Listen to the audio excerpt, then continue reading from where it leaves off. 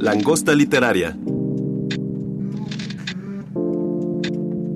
Bienvenidos a un nuevo episodio de La Langosta Literaria. Estamos esta mañana con Marta Peirano, escritora y periodista española. Muchas gracias por estar con nosotros.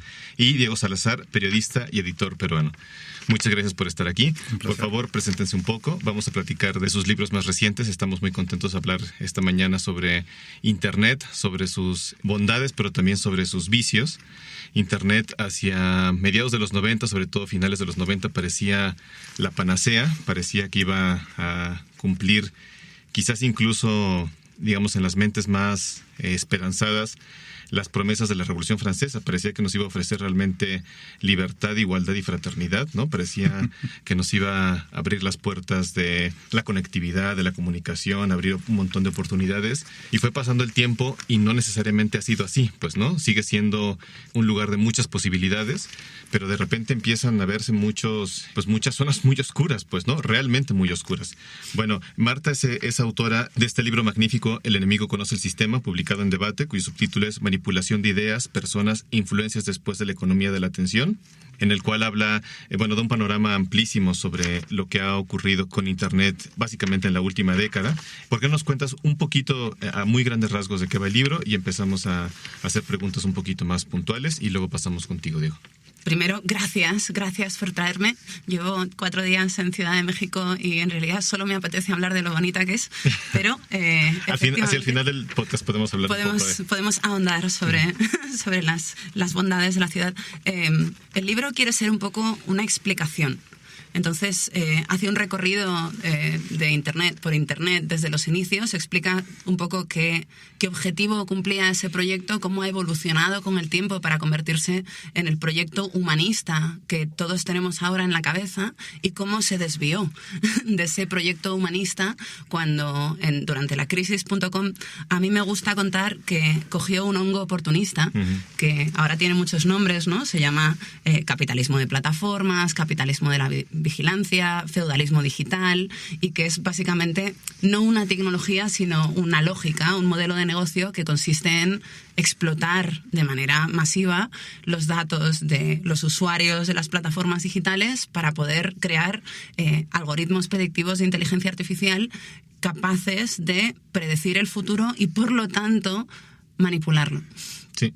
Tú empiezas tu libro haciendo un comentario, y una analogía muy interesante. Empiezas hablando de cómo 4 o 5 compañías, no recuerdo bien, manejan una industria grandísima, además genera muchísimos ingresos que van directamente hacia ellos, que es la industria de los saborizantes y de la producción de olores, pues, ¿no? Que eso nos permite consumir una gran cantidad de productos que realmente no necesitamos, sobre todo alimentos, sobre todo comida chatarra, pues, ¿no? Que consumimos a grandes cantidades porque huele muy rico y porque sabe muy rico, pues, ¿no? Comemos cualquier cantidad de panecillos, de patatas fritas y demás, porque se siente muy bien comerla, porque nos da una gran cantidad de energía, porque libera muchísima dopamina y nos volvemos rápidamente adictos a ella, pues, ¿no? Refrescos y demás, pues, ¿no? Y dices que algo parecido está pasando ahora con Internet y en particular con las redes sociales. Realmente estamos consumiendo una gran cantidad de contenidos, por llamarlos de alguna forma, que no nos alimentan de ninguna manera o que no necesitaríamos, pero que nos hacen sentir muy bien, y lo hacemos porque estas herramientas, estas redes sociales están diseñadas para que estemos pegados el mayor tiempo posible a ellas, pues, ¿no? Entonces pasa algo muy similar con unos y otros. Por desconocimiento no sabemos bien cómo manejarlas. Uno pensaría que sabemos comer, pero no sabemos comer. Uno pensaría que sabemos utilizar estas herramientas, pero no sabemos utilizarlas, a pesar de que pasamos pegados a ellas la mayor parte del día y que incluso buena parte de nuestra vida depende de ellas, de mandar mails, el trabajo, la vida social, la vida sexual incluso, y tenemos un gran desconocimiento con respecto a unas y otras. Sin duda, es exactamente eso. Me pareció una analogía como muy buena porque coincide en muchos aspectos, ¿no? Y me imagino que esto se puede llevar a otros aspectos de otras industrias, pero en este caso es una industria que ha trabajado con mucha intensidad en hacer productos que generan adicción y que sin embargo, nos culpa a nosotros, o ha trabajado también en culparnos a nosotros, sus consumidores, de esa misma adicción, ¿no? Es decir, la empresa que que compra la fórmula millonaria para hacer que un producto que no tiene absolutamente ningún valor nutricional te hackee el cerebro para que tú pienses que estás consumiendo algo que es bueno para ti, ¿no? Y que te genera energía y felicidad y tranquilidad y, bueno, pues todas las cosas que nos gustan. Esa misma empresa luego es la que te vende los yogures light 0%, porque si estás comiendo de más y tienes obesidad es porque tú no sabes controlarte, ¿no? En este sentido, todo el fenómeno de la adicción a las redes sociales es un fenómeno que se vive desde lo individual y desde la falta de voluntad, ¿no? Para tener una relación más ordenada con los dispositivos. O sea, hay que entender que es una lucha absolutamente imposible de ganar, porque estas empresas tienen literalmente a las mejores mentes de nuestra generación, de todas las disciplinas posibles, trabajando literalmente para que pase eso. Ellos no quieren hacer adictos, lo que quieren es generar engagement, que es su principal motor de su economía.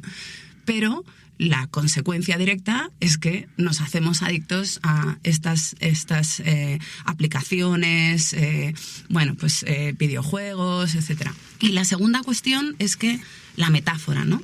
En este caso, para mí, la analogía es de que el aroma, que en realidad es menos de un 1% del total del producto, condiciona todo el producto de tal manera que si le quitas el aroma sería incomible, ¿no? Entonces, ha pasado con la industria de las telecomunicaciones y con la red que en los últimos 20 años la vía de la infraestructura, es decir, el desarrollo de la infraestructura que sustenta la red, se ha ido desvinculando de la simbología de la red, ¿no? Entonces, un poco por eso lo llamo el enemigo conoce el sistema, porque las entidades que han ido desarrollando esa tecnología la han ido desarrollando en función de sus necesidades, que cada vez han estado más vinculadas a la extracción de datos, ¿no? Que no es lo mismo que querer conectar a la gente o querer crear una red que sea, que sea resistente, que no se caiga nunca, que sea barata, etcétera, etcétera. Y sin embargo, en el espacio, o sea, se ha ido como sumergiendo en una oscuridad, ¿no? Ese desarrollo de las infraestructuras para que una cadena de metáforas, ¿no? En las que, por ejemplo, la nube es la más obvia, sustituye el conocimiento de cómo funcionan estas infraestructuras. Entonces, la evidencia es que tú te pones a hablar de Internet con la gente y tiene unos conceptos de lo que es Internet, cómo funciona, quién lo gestiona y para qué sirve, que no se corresponden en absoluto con la realidad, ¿no? No saben cómo funciona, no saben quién lo gestiona, no saben a qué leyes obedece. Y esto hace que sean muy vulnerables a lo que viene siendo una campaña de desinformación sobre Internet, ¿no? Que es que conecta a todos con todos, que es democratizante, que libera a los pueblos oprimidos, y todo esto no tiene por qué ser verdad. Es más, en los últimos años, desde que Internet está dominado por una serie de plataformas digitales que han impuesto esta lógica de mercado, ¿no? De extracción de datos, cada vez es menos así. Y ahora lo estamos viendo con las campañas de manipulación durante las elecciones en distintos países, etcétera. Otra vez regresando, algo que utilizamos todos los días y de lo cual depende buena parte de nuestra vida laboral, social y demás, no lo entendemos en sus fundamentos más básicos. Incluso poder decir qué es Internet es algo que cuesta mucho trabajo. O sea, es una palabra que utilizamos todos los días y no es fácil decir qué es Internet. Incluso la diferencia entre Internet y World Wide Web no es asequible para la gran mayoría de las personas, pues, ¿no? Y sin embargo, como decías otra vez, las metáforas que giran en torno a Internet que utilizamos todos los días, nube, conectividad, te pone en contacto con la gente, esas las manejamos todos con cierta facilidad, pero no se corresponde con los fierros para no ir más lejos, pues, ¿no? Pero bueno, ya para empezar a platicar también contigo, Diego, tú eres autor del libro No hemos entendido nada. ¿Qué ocurre cuando dejamos el futuro de la prensa a merced de un algoritmo? También publicado por Debate en 2018 en Perú y en México en 2019. Trata un tema bastante fin, pero muy enfocado al periodismo. También parecía que cuando, la prensa llegó a Internet a mediados de los 90, sobre todo a finales y principios del del siglo XXI, sí iba a dar una liberación de la prensa, iba a ser más fácil publicar, más gente iba a tener acceso a los medios, pero digamos que no fue solamente el traslado de los medios impresos a la pantalla, pues no fue solamente la ampliación del periodismo, sino que ya cuando aparecieron estos nuevos actores, Facebook en particular, Google y demás, se empezó a pervertir el asunto, pues, ¿no? Porque entró en juego, como comentaba Marta, una nueva lógica, pues, ¿no? La lógica de un nuevo modelo de negocio, y entonces ahí empezó a cambiar la jugada, pues, ¿no? Porque era competir por la atención del público, y no siempre se compite por la atención del público de la mejor manera, es decir, no generando mejores contenidos, sino generando contenidos más sabrosos, por llamarlo de alguna manera. Sí, bueno, con Marta hemos bromeado alguna vez que nuestros libros deberían venderse en pack, ¿no? Sí. Porque el mío es una aplicación de muchos de los conceptos y de lo hablábamos antes, es una historia de Internet, y como esa historia que en efecto prometía un final feliz, se desvió en algún momento, ¿no?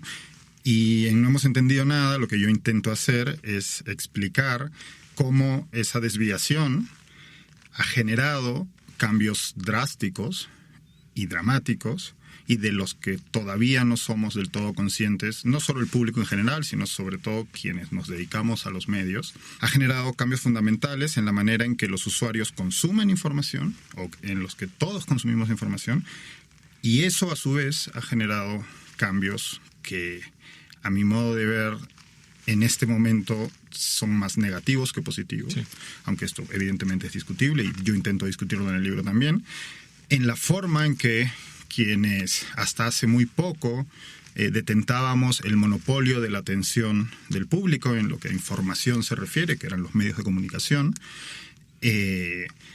la forma en que producimos esa información ha cambiado, yo creo que a peor en algunos casos, o en muchos casos, y sobre todo el impacto del alcance, ¿no? Hablabas bien de cómo en el inicio de Internet, o más bien en el momento en que Internet se masifica, que dependiendo del mercado pues oscila entre mediados de los años 90, finales de los años 90, en algunos otros mercados a principios de los años 2000, Internet ofrecía a los medios y a los periodistas, pues por un lado, una promesa de una audiencia infinita, lo cual nos hizo olvidar algo muy, muy importante, a lo que voy a volver ahora. Y esa promesa de una audiencia infinita creó un malentendido, y es que los medios que venían de un mundo offline, al pasar a Internet y ante esa promesa de una audiencia cada vez mayor, pensaban que iba a ser muy sencillo trasladar el modelo de negocio, que era un modelo de negocio establecido, que era absolutamente transversal a todos los medios de comunicación del mundo, con excepciones muy puntuales como los medios estatales, el modelo de negocio ad-driven o de pago por anuncios que nace a mediados del siglo XIX en Nueva York. Esto, como hemos podido ver ya, no ha ocurrido. Y el libro es un intento por entender pues, por qué no ha ocurrido, y sobre todo cómo es que eso ha influido y ha hecho peor nuestras condiciones de trabajo, la manera, buena parte del periodismo que producimos, la relación entre medios y audiencia, que cada vez es peor, etcétera, etcétera, etcétera, ¿no? Y eso fue, digamos, entonces atribuyes a estas dificultades no solamente la entrada de redes sociales y de Google, sino, digamos, Internet en sí mismo tenía condiciones que... Yo creo que la industria de medios ha sido una industria tradicionalmente muy anquilosada. Es una industria que siempre se ha negado al cambio. No hay que olvidar que, por ejemplo, el Washington Post tuvo la oportunidad de invertir bastante dinero. Bueno, en realidad en ese momento era poco dinero en Facebook. Y no es el único caso. A lo largo de los últimos 30 años de la historia del periodismo ha habido varios hitos puntuales en el que principalmente los periódicos, que eran, digamos, el punto más prestigioso de la industria de medios, han tenido oportunidades de adaptarse tecnológicamente y no lo han hecho. Y no lo han hecho, yo creo, por una sencilla razón. El negocio era extremadamente rentable. O sea, delirantemente rentable, ¿no? Y eso hizo que se construyeran estructuras muy anquilosadas, muy renuentes al cambio, y que cuando aparece Internet, y primero Internet y luego el Internet social, con su consecuencia no natural, pero que estamos viviendo, que es el capitalismo de plataformas, o el término que prefieran, primero que nada ha destruido nuestro modelo de negocio, ¿no?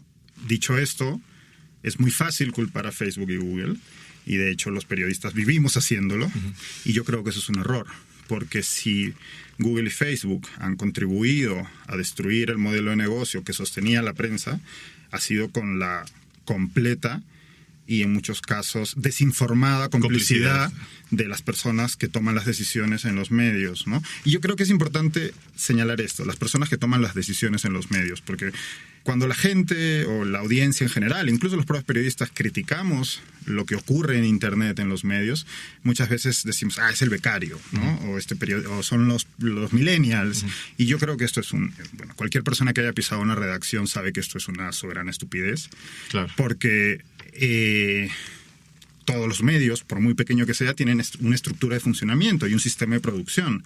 Y ese sistema de producción no lo decide un muchacho mal pagado o una muchacha mal pagada que ha salido de la universidad ayer, ¿no? O sea, si esa persona se dedica buena parte de su día a producir información basura, no es porque ella lo decida. Es porque hay una estructura mal informada y perniciosa que genera ese comportamiento. Sí.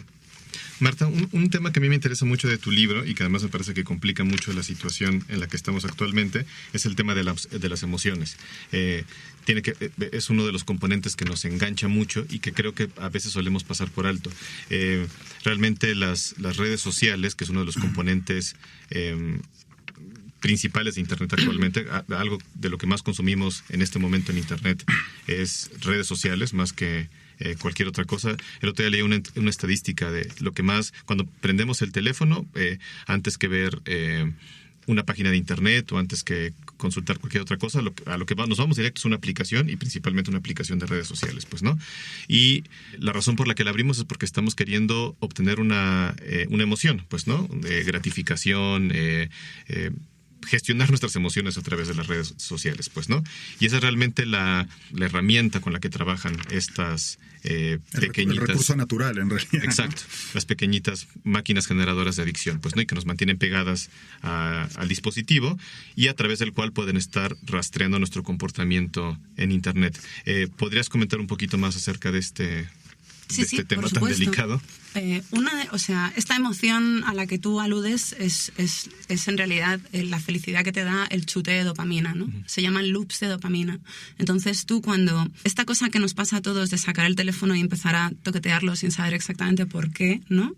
Que es algo que en realidad nos pasa cada vez que sentimos una pequeña incomodidad, ¿no? Nos quedamos parados delante de un semáforo, sí. No sabemos muy bien qué hacer con, yo qué sé, estamos escribiendo algo, esto me pasa mucho, estamos escribiendo algo y de repente nos atascamos, ¿no? Porque hay una idea que en la cabeza parecía muy clara y de repente te pones a escribirla y no te sale. Entonces, ¿qué haces? Sacas el móvil y te pones a toquetearlo. ¿Por qué? Sí. Porque ese es tu chute de dopamina.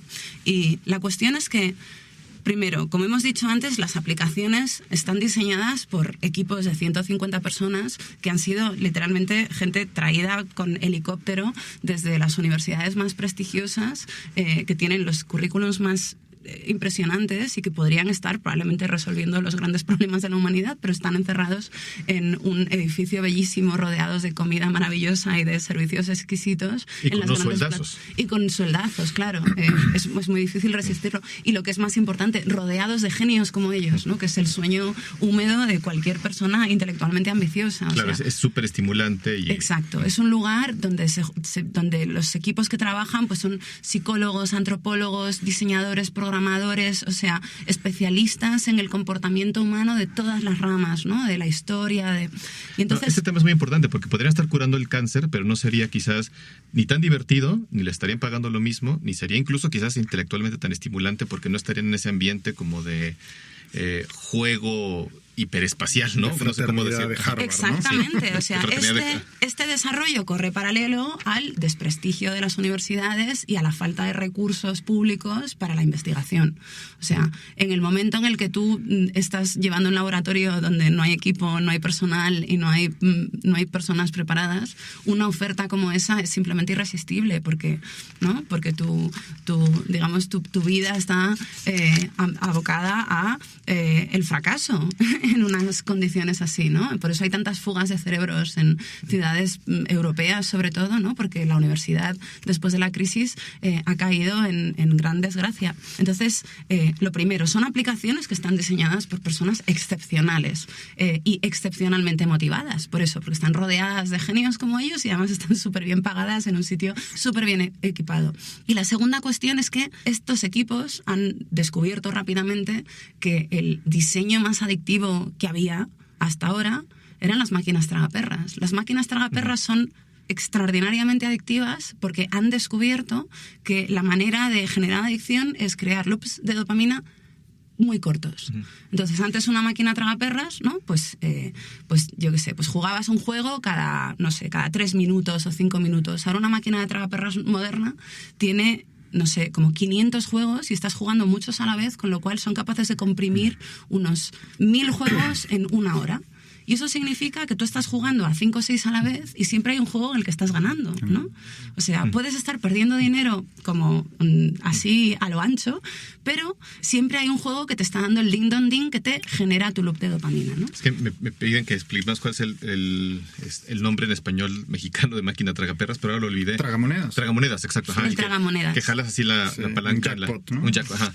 Y de hecho hay un diseño, o sea, hay una característica de prácticamente todas las aplicaciones que usamos que está extraída directamente de la máquina de tragaperras, que es este gesto que haces con el dedo gordo para bajar los contenidos. El swipe famoso, ¿no? El swipe. El swipe es una traducción directa de el gesto que haces con la mano para bajar la palanca de la máquina de tragaperras, que a su vez es un gesto completamente innecesario porque las tragaperras son ordenadores. Claro, son digitales. Y está diseñado para que tu cerebro piense que tiene control Exacto. sobre el resultado del juego, que es como si fuera como si jugaras al baloncesto, ¿no? Lo cual a tu cerebro le dice que si puedes controlar de alguna manera. Que puedes aprender a hacerlo bien. Es decir, que claro. si juegas las suficientes veces, puedes entender el juego y, por lo tanto, empezar a ganarlo. Como si fuera póker. Como si fuera un póker, exacto. Cuando en realidad el juego está diseñado... Es absolutamente aleatorio. Exacto, de manera No, completamente... no es aleatorio. No es aleatorio, está calculado para que haya Está diseñado, sí. Está prediseñado para Claro, engañarte. Está diseñado para engañarte cuando... Sí, o sea, además, claro, como vivimos en el mundo de la inteligencia artificial hiperconectada, cada máquina tragaperras está aprendiendo de ti y se lo está contando a todas las demás. Lo que quiere decir que la inteligencia colectiva de todas las máquinas tragaperras de una sola empresa, por ejemplo, ¿no? Sabe exactamente cuál es el punto por tu manera de gesticular con la máquina, ¿no? De tirar tu fuerza, tus ritmos, etcétera, etcétera, cuando estás a punto de abandonar porque estás harto de perder, ¿no? Y entonces te tira lo que ellos llaman un near miss, o un premio pequeño o un near miss, que es como que casi le das, ¿no? Y eso significa que estás a punto de empezar a hacerlo súper bien, lo cual es mentira. Pero bueno, total, que cuando hacemos el swipe, en realidad estamos usando una pequeña tragaperras que nos genera un chute de dopamina cada vez que baja un nuevo contenido. Esto es técnicamente innecesario, pero es necesario para generar adicción. Y esto ha tenido un impacto muy gordo en la prensa. ¿Por qué? Porque cuando la prensa intenta inyectar la mayor cantidad de juegos en el menos tiempo posible para generar adicción, que es lo que te pide Twitter, lo que te pide Facebook, etcétera, etcétera, lo que hace es generar muchos contenidos muy cortos. Y entonces, antes los periódicos publicaban entre 90 y 120 artículos al día, y ahora publican 300. Lo que significa, y además son 300 artículos que no son artículos verdaderamente de investigación, ¿no? Son artículos que, yo qué sé, que un becario ha cogido de Twitter, le ha dado una vuelta al titular y lo ha rellenado un poquito y zasca, ¿no? O una noticia que estiras durante 3 días seguidos, ¿no? Y que le vas añadiendo, esto lo hacen también las televisiones, ¿no? Estirar las noticias hasta el absurdo, ¿no? Pues ahora presentamos la noticia, ahora traemos unos expertos para que la comenten y ahora vamos a entrevistar a la vecina de la prima, ¿no? Esto que hacen es para meter cada vez más contenido en menos tiempo, porque es lo que exige la rueda de las redes sociales, que es quien reparte juego ahora mismo. Y entre más suena tabloide, mejor, pues, ¿no? Porque es lo que... Exacto. Y luego los titulares pincha, etcétera, etcétera. Y esta condición, el ir alimentando, ¿no?, la red social, porque es la que nos da lectores o audiencia, estamos perdiendo la vida, porque estamos produciendo más contenidos de los que podemos, de los que nos podemos permitir, y bajando la calidad hasta extremos completamente inauditos, lo cual hace que la gente no distinga las noticias falsas de las noticias legítimas. ¿Por qué? Porque a veces son indistinguibles. De hecho, que sean indistinguibles también es por diseño, ¿no? O sea, la idea de contenido que es un término que nace en el marketing y trasladamos a todo, gracias a Facebook, ¿no? Todo lo que está en Facebook, y de hecho todo lo que está en Internet, es contenido, ¿no? Y la razón por la que, principalmente en Facebook, que digamos es la red social, o hasta hace muy poco era la red social más exitosa desde un punto de vista económico publicitario, ¿no? Ellos lo que hace que todo sea contenido es que los anuncios también sean contenido. Y entonces, que sea indistinguible un reportaje desde Siria, del New York Times, con la columna de opinión de Leila Guerriero, de el video de gatos que compartió tu primo, o la foto de los bebés de tus tíos que suben desde otro país, etcétera, etcétera, lo que genera es que esos anuncios transmitan esa misma intimidad, esa misma cercanía, y pues engañen a tu cerebro, ¿no? Lo que ocurre es que la prensa desnortada, ¿no?, cuando vuela por los aires nuestro modelo de negocio, pese a que hay quien se resiste a entender esto, cosa que a mí me llama mucho la atención, cuando vuela por los aires y no sabemos qué hacer, los diarios, principalmente los diarios, que ahora, bueno, todos los sites de información, intentan copiar o imitar esa lógica de las redes sociales e intentar, que esto es aún más absurdo, competir con la inmediatez y con conseguir ese chute de dopamina, buscar atizar las emociones de la gente, ¿no? Y esto, evidentemente, aquí hay dos factores, ¿no? Por un lado tienes ese intentar imitar la lógica de las redes sociales, error número 1, pero además hacemos esto con una industria quebrada. Es decir, con menos periodistas, con menos recursos, etcétera, etcétera, etcétera, ¿no? Entonces, eso es un cóctel de la muerte, ¿no? Claro. Porque estás produciendo, en efecto, como decía Marta, antes un diario producía una media de 90 noticias al día, con un cierre al día. Hoy en día el cierre es cada 2 minutos. Esta cifra es aleatoria, pero bueno. Es un cierre infinito, es como el scroll infinito de Twitter, ¿no? Exacto, no se acaba nunca, con personal o redactores pauperizados. Hoy en día un periodista en una redacción hace el trabajo que antes hacían 5, pues lo que vas a tener es contenido de cada vez peor calidad. Y además, esto lo que hace es joder la relación que existe entre los medios y su audiencia. Porque si tú provees constantemente de basura, ¿no?, a alguien, ese alguien, si bien la va a consumir, porque hoy en día somos todos adictos a la basura informativa, eso no va a hacer que deje de despreciarte, porque de hecho te va a despreciar más porque sabe que le estás dando basura, ¿no? Y no se va a enfadar con Facebook porque le dé basura. Se va a enfadar con las grandes cabeceras que son, digamos, representativas, que tienen un nombre, que los periodistas son tales, etcétera, etcétera. Y luego en este panorama es difícil tener una visión optimista, pues, ¿no?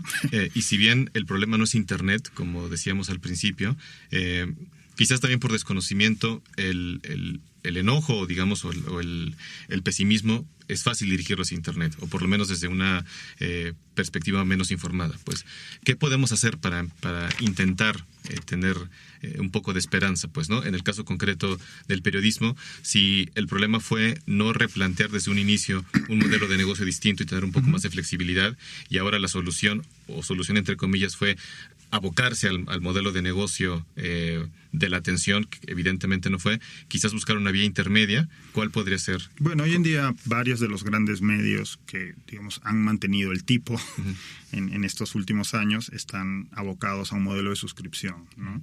Bueno, evidentemente quien puede hacerlo es quien ha mantenido el prestigio en los últimos años, y en Internet todo tiende al monopolio. todo negocio en Internet aspira a ser la plataforma en la que te produce esa sensación de, voy a inventarme una palabra, de completitud y de necesidad.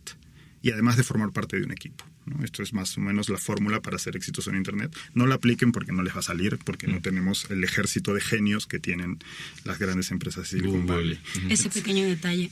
Ese pequeño detalle, ¿no? Pero esto tiene un problema, y es que son muy pocos los medios que están en disposición, por un lado, de invertir la cantidad de dinero necesaria, por otro lado, que han conseguido mantener ese prestigio y esa confianza de parte de una audiencia, que además es una audiencia cada vez menor.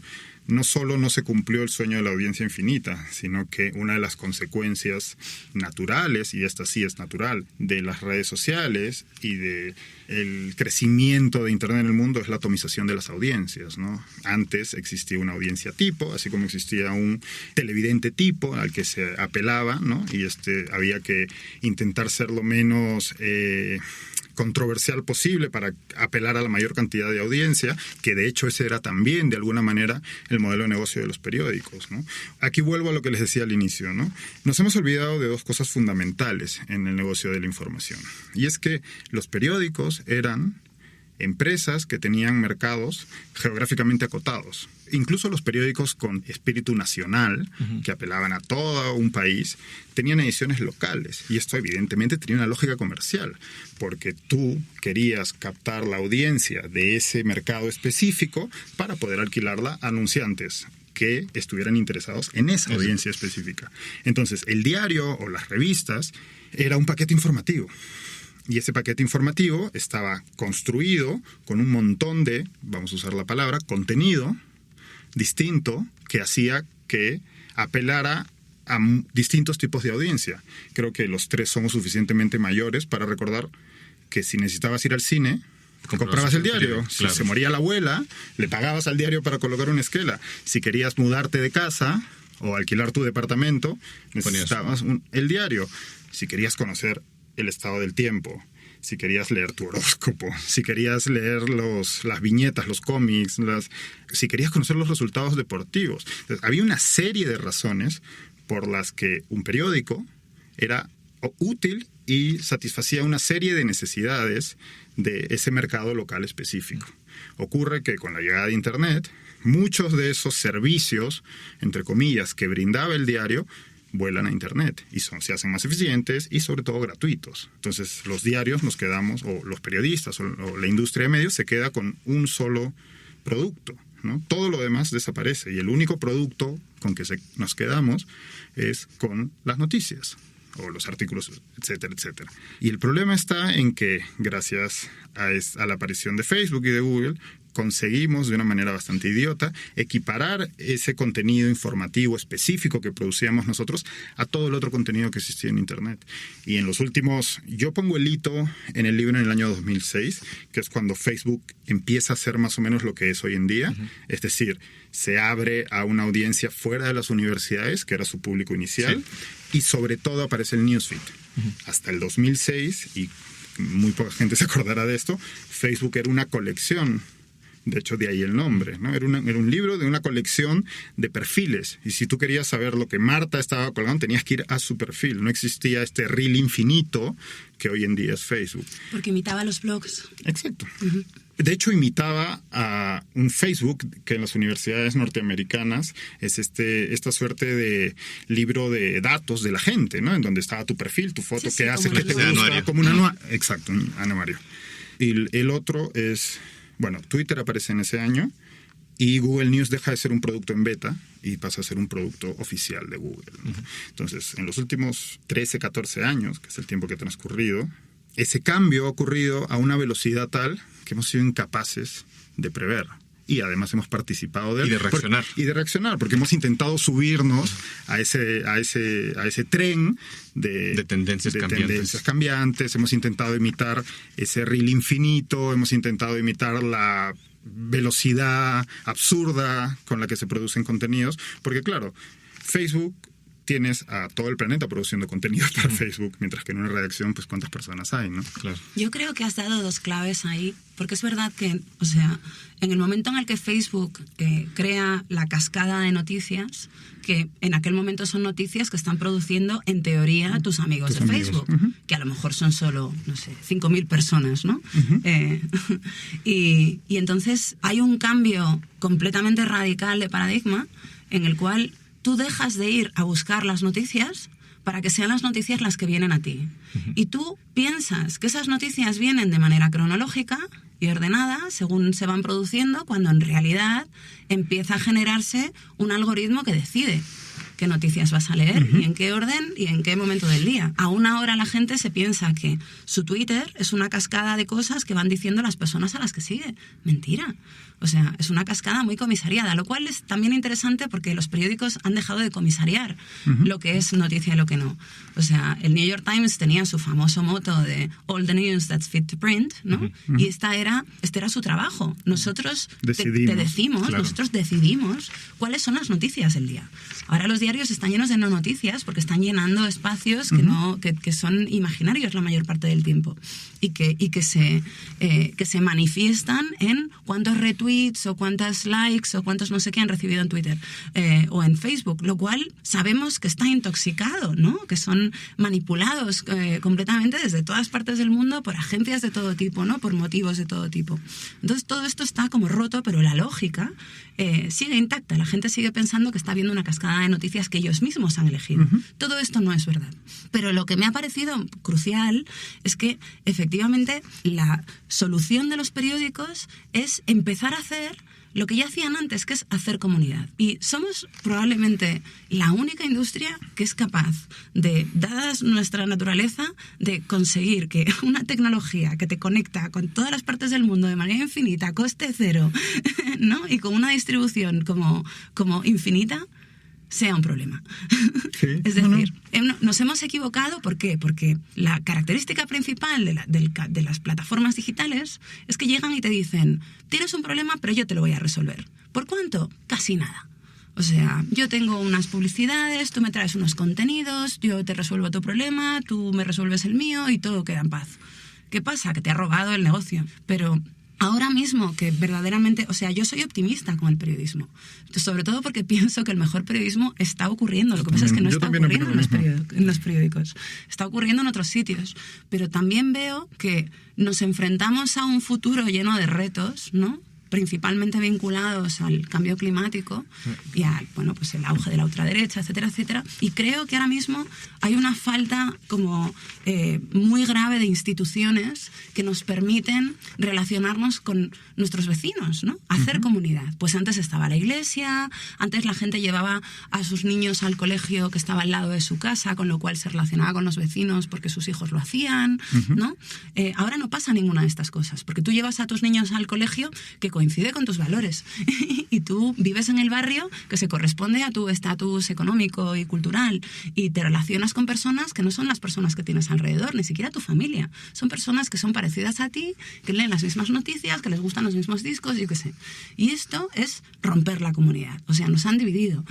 No sabemos quién nos rodea, no sabemos quién se enfrenta a los mismos retos que nosotros. Y yo creo que la gran oportunidad de los medios es volver a hacer esa función que construye comunidad. Y hay ejemplos ya. Yo recuerdo, por ejemplo, que Univisión, cuando Puerto Rico fue arrasada por 2 huracanes en 2017, bueno, pues Univisión, que es un medio hispano pero que está en Estados Unidos, tenía muchos puestos de comunicación en la isla, que por motivos que ahora mismo se me escapan, muchos seguían en funcionamiento, ¿no? Y entonces se convirtió en un medio de comunicación entre los familiares que no sabían dónde estaba su gente en la isla y la gente de la isla que podía ir allí y comunicarse, ¿no?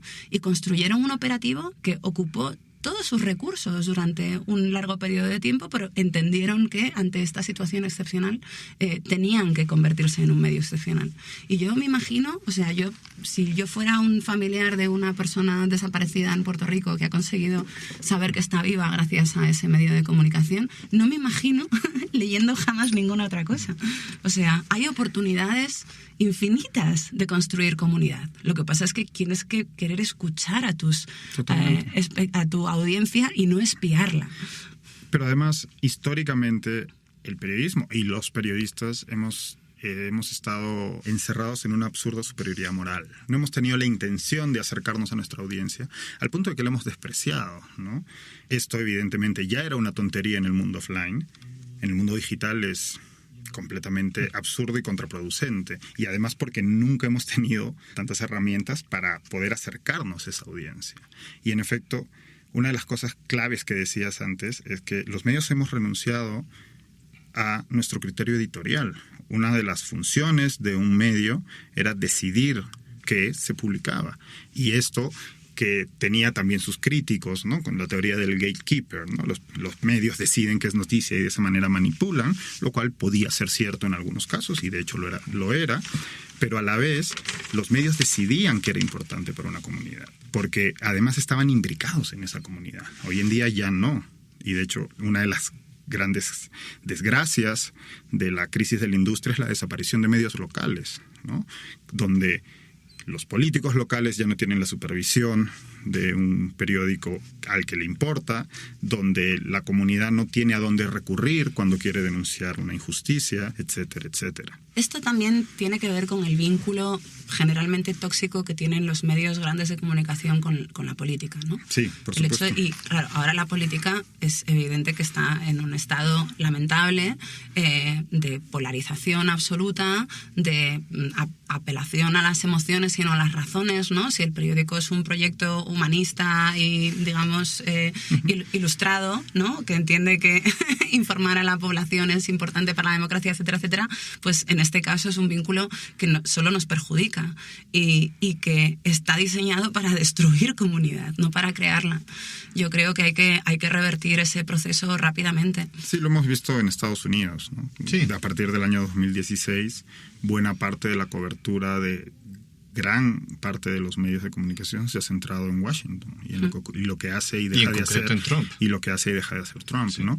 Esto ha tenido algunas consecuencias positivas para algunos actores dentro de la industria, pero para la gran mayoría, de hecho, ha sido un desastre, ¿no? Porque precisamente ha ahondado la grieta en la relación entre audiencia y medios. Claro. Y esa relación es fundamental. Y de hecho va a ser cada vez más fundamental porque, evidentemente, con un modelo de negocio quebrado e inexistente, el pago por anuncios, varios de estos medios están empezando a recurrir a sus lectores, ya sea a través de colocando su contenido detrás de un paywall, o como hace el Guardian, por ejemplo, pidiéndole a su comunidad, ok, nosotros queremos que nuestro periodismo siga llegando a la mayor cantidad de gente posible, te necesitamos.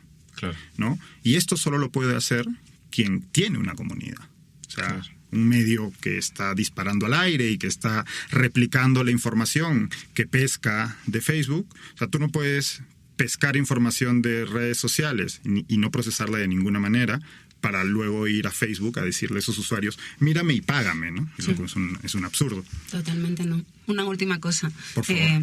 Es verdad, además, que este tipo, o sea, las herramientas que ofrece Facebook, por ejemplo, para hacer campaña política, favorecen que la campaña política sea siempre de tono general, ¿no? Sí, claro. Y esto lo vimos ya en las midterms en Estados Unidos, cuando de repente hubo un montón de elecciones, pues yo qué sé, pues al dirigir los bomberos, ¿no? El colegio de no sé dónde.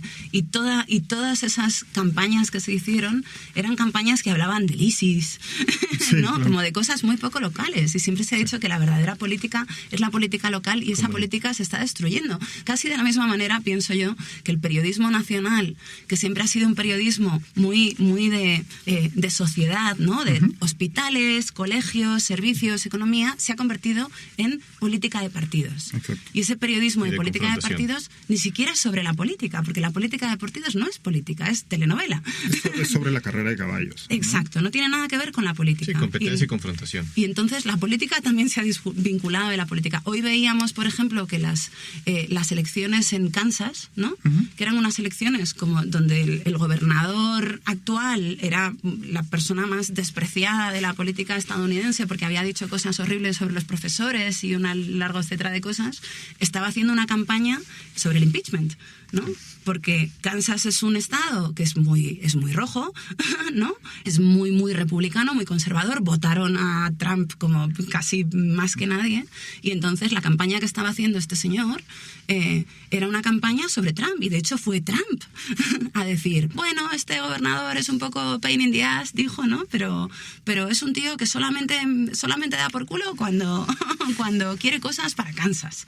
Y cómo esa política local, ¿no? Ha desaparecido completamente para ocuparse de los grandes temas, porque son los que ocupan las redes sociales. Del gran pequeño tema que es el impeachment, bueno, porque todo se reduce a eso. Exacto. Es como, no votéis por el candidato demócrata que está ofreciendo servicios sociales que os interesan, sino votad en su contra porque su partido está intentando dar un golpe de estado e impeachar al presidente de los Es la Estados lógica Unidos. del tribalismo que las redes sociales ayudan a construir, ¿no? Sí. El tiempo se nos fue rapidísimo, ya tendremos Pues sí, que ¿no? cerrar, porque además, sí, ¿no? Se nos fue Podríamos seguir volando. un buen rato. Ojalá pudiéramos continuar esta charla, pero bueno, me gustaría cerrar con dos preguntas que vienen de dos libros afines a los suyos también, y para intentar encontrar o un poco de esperanza o un cierto atisbo de solución. Le comentaba a Marta el otro día que Alessandro Barico publicó un libro un tanto extraño relacionado The Game, exacto, ¿no?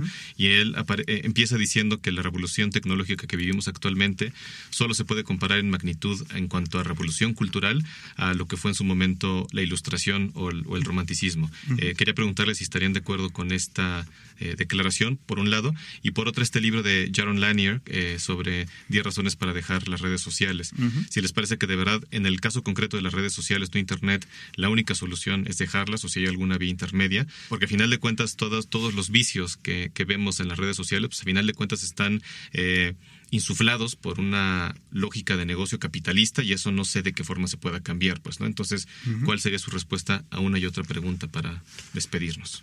Bueno, mi respuesta a la primera pregunta es definitivamente sí, porque si todas estas revoluciones tienen que ver con, digamos, la ampliación del marco de influencia a sectores más amplios de la sociedad, ¿no? Pues yo qué sé, pues ya no solo la Iglesia puede imprimir libros, ¿no? Pueden imprimirlo también las pequeñas editoriales burguesas de la aristocracia pequeña.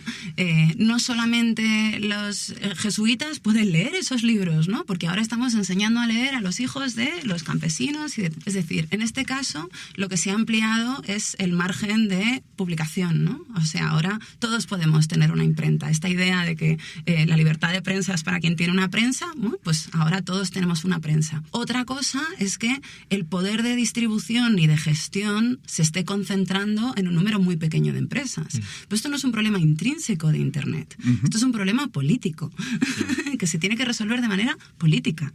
Porque es un tema que corresponde a la administración de las infraestructuras. Y además, ahora que sabemos el modelo y que la tecnología que construye esas infraestructuras no es tan cara, ahora en Latinoamérica hay una generación entera de gente que está creando sus propias infraestructuras de red y que a lo mejor no se conecta a la red general, pero a lo mejor no es tan importante, ¿no? O sea, a mí esto me parece el desarrollo más interesante que hay ahora mismo. Me parece crucial. Y con respecto a la segunda pregunta, a mí Jaron Lanier no me cae particularmente bien. Es una persona que propone que vendamos nuestros datos, olvidando, me imagino, que el derecho a la privacidad es un derecho civil y que renunciar a él es una decisión importante, porque con él se van todos los demás derechos civiles, porque van en pack, no puedes renunciar a uno selectivamente. Y aparte, creo que renunciar a las redes sociales ahora mismo es una idea equivocada, en el sentido de que no es necesario la extracción de datos para las redes sociales. Creo que hay que abandonar las redes sociales que te explotan. Las redes sociales que te explotan y que generan adicción de manera deliberada, ¿no? Y que te envenenan con contenidos tóxicos, ¿no? Noticias falsas, que te manipulan, que están trabajando para manipularte para sus verdaderos clientes, que no somos nosotros, sino que son empresas multinacionales, gobiernos totalitarios, etcétera, etcétera. Es decir, esas redes sociales sería bueno abandonarlas. Pero pensando en el tema de la vigilancia, que es el tema que a mí más me ha preocupado siempre, ¿no? Ahora mismo tú puedes literalmente quemar tu teléfono, tirarlo al mar, irte a vivir al monte en un lugar donde no haya nada, y aún así eres parte del problema. Es decir, que ya no es un problema individual en el que yo puedo usar aplicaciones súper encriptadas y súper hackers y no utilizar Facebook ni nada de eso, entonces estoy a salvo, sino que es un problema colectivo como el cambio climático, en el sentido de que por mucho que recicles, no cojas aviones, no tengas hijos y no comas carne, no te salvas de la crisis climática. O sea, es un problema que hay que gestionar de manera colectiva, con acción colectiva, que tiene muchas formas, ¿no? Que una de ellas es abandonar estas plataformas para que no puedan influir sobre nosotros, otra de ellas es hablar con las administraciones correspondientes para que lo gestionen. A mí me parece interesante que el único país del mundo donde se está discutiendo en campaña el problema de las redes sociales es Estados Unidos, cuando solo el 10% o el 13% de los usuarios de Facebook, por ejemplo, son estadounidenses. Sí. Es decir, el resto estamos literalmente ignorando el problema. O sea, yo creo... Y las plataformas ignorando a esos usuarios también. Exacto, claro, porque ¿para qué? Facebook no habla de...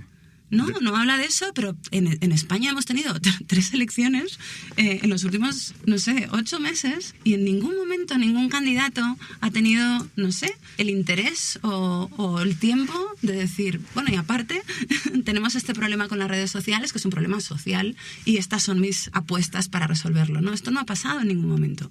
Voy a responder primero la segunda. Yo desconfío por norma de los gurús, llámense Yaron Lanier, Jeff Jarvis o el nombre que le quieran poner. Me parece que es gente que intenta vender soluciones a toro pasado y todos somos generales después de la batalla, ¿no? De hecho, una de las consecuencias de mi libro es que se me acerca mucha gente de medios pidiéndome soluciones y respuestas. Y yo le digo, la única forma en que yo pueda ofrecer eso es contrátame un año, me voy a tu redacción, veo lo que haces y juntos construyamos una forma, porque uno de los cánceres de la industria de medios actuales son estos consultores que se pasean con su USB, con una presentación de PowerPoint, en donde te intentan vender lo que BuzzFeed hacía hace 3 años, lo que el New York Times está haciendo, sin intentar entender qué está ocurriendo en cada medio. Sí, ¿no? Entonces, que el correo de Mari Castaña no puede usar la misma solución que el New York Times. Exacto. Y entonces, primero que nada, salirse de las redes sociales, yo creo que es una decisión voluntaria y yo no haría ningún tipo de activismo al respecto, básicamente porque las consecuencias de las redes sociales son ineludibles, no puedes escapar de ello, aunque no estés en Facebook, en Twitter, en Instagram, en WhatsApp, en TikTok o donde sea que estés. Nuestro mundo ya cambió en base a eso. Y estoy completamente de acuerdo con Marta en que en efecto lo que necesitamos es una solución colectiva y lo que necesitamos es acción política respecto a esto. Y esto no se hace apagando tu cuenta de Facebook, porque además Facebook ya sabe todo de ti. Y aunque no tengas Facebook, te está siguiendo en todo tu recorrido por Internet, ¿no? Y respecto a lo primero, sí, yo creo que esta es una transformación cultural. Y de hecho yo creo que es mayor, y el factor específico por el que creo que es mayor es porque ocurre en casi todo el mundo al mismo tiempo. Sí. Y está cambiando nuestra forma de pensar. Totalmente.